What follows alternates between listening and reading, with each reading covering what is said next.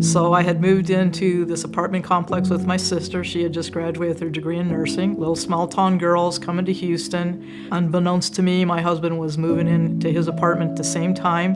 And we met at the pool on the weekend. And I remember looking across the pool at him and saying, there is such a thing as love at first sight. Was it love at first sight? It was for her because I was this big, beefy hunk of a guy.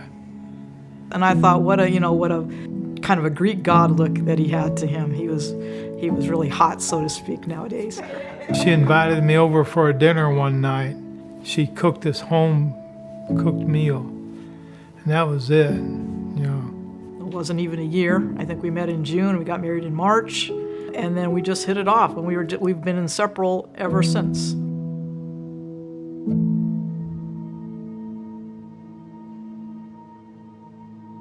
What concerned me about Greg was that he's very healthy, never complains about anything, and I think he was kind of unaware of how bad he was getting. She had started noticing some changes in my behavior. He basically started having really bad headaches. He talked about pain shooting out of his eyes, and he never had headaches before.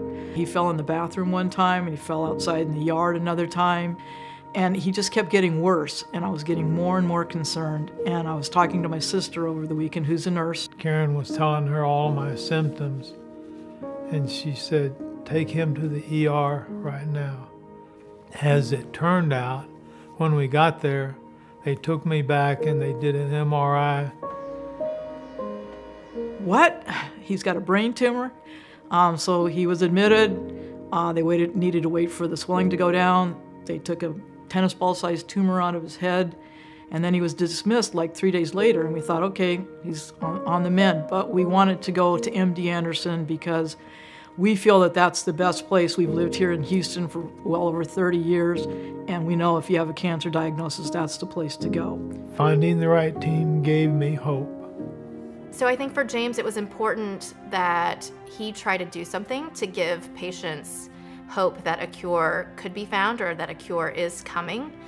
Walking into MD Anderson and talking to doctors and hearing about their amazing research and listening to all the clinical trials and the results and watching teams of doctors work together to really, across all disciplines, to want to try to help patients and find a cure. Dr. Lang told us about a clinical trial that he was working with the Delta 24, and it was like, sign us up. So we called him and said, okay, we don't want to do the standard chemo anymore. We want to do the immunotherapy. We really believe in this concept. So Mr. McNeil participated in the phase 2 study that we were conducting, in which we combined the Delta 24 virus with the checkpoint inhibitor called pembrolizumab.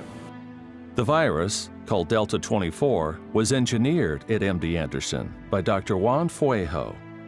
When we learned in our original trial that the virus activates the immune system, Dr. Fuejo re-engineered the Delta 24 backbones. It looks like that can activate the immune system, so that we think can now potentially transform this therapy from, affecting maybe 15 to 20% of people, hopefully up to 50 or 60% of people. So we think that's groundbreaking and changing the whole field and the way we look at the problem. In future clinical trials, stem cells from donors will be loaded with the new virus and using special catheters that are threaded up through the arteries. The cells are injected directly into the blood vessels, feeding the patient's tumor. If we can direct it specifically to the arteries in the tumor, we can open up those arteries, overcoming what's called the blood-brain barrier, which was one of the biggest problems with brain tumors, and then deliver an agent that targets the tumor itself. So that whole idea is really transformed the way we're starting to think about the best way to treat these tumors. I think James thought this is how he could really make a difference. He could fund research. He knew that it would provide other patients hope when they could hear about research that really could change the quality of life in patients and their long-term results. I always am very thankful to patients who are willing to go on these trials, because in many ways it's an experiment, and you don't know how it's going to react. You're going to react to what's being given. Somebody's got to take the chance. I don't mind taking the chance because the opportunity is on the other side. It's not on this side. The research is critical to being able to move forward and to beat this thing. And so that's why people have to support the research so that there will be a cure out there. But we can't do this alone. We need people to, show up with whatever resources you have. If it's your time, it's your money, your talent, whatever you have to offer, and help us fight this. Today's a really exciting day here at MD Anderson. After 8 years of partnering with the Broach Foundation, there's been a $5 million commitment fulfilled, which is incredible, to fund the work of Dr. Fred Lang here at the institution. And this philanthropy has provided the funding to make some significant strides in glioblastoma research, and we could not be more grateful for all of the work that the Broach Foundation board, as well as their entire community of donors, has done to do this. It's truly inspiring. One of the goals when we started talking to the Broach Foundation about donating was to actually do a clinical trial using stem cells to deliver our oncolytic virus that we've been working on. And interestingly, just this last week, we enrolled the first patient who will go into that clinical trial, and we're planning on delivering the virus using these stem cells on the day before the Gala. So this patient will be receiving this new therapy, which has never been done before. So it's really an exciting time, and everything seems to be coming together in a very interesting way. So It was really important to James when we decided to start the foundation that he give back to the medical community that had given so much to him. He did all his treatment at MD Anderson and was really just in awe of what an incredible place it was and what an incredible place of hope it had become for him.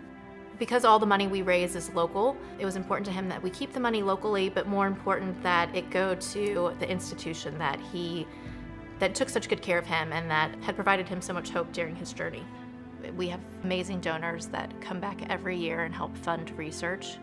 I can't thank people enough, and I think James would be so touched by their generosity and their support. And then I also think he'd sit back and he'd look at all the progress that's been made and think about the fact that there's still not a cure, and I think really he'd say it's not enough, that until a cure is found, we have to do more. Since 2011, the Broach Foundation has supported Dr. Lang and his team in innovative brain cancer research. Due to the groundwork that James and Jamie Broach established, MD Anderson can continue to provide life-saving advancements in cancer research and hope for our patients, bringing us closer to our mission to end cancer.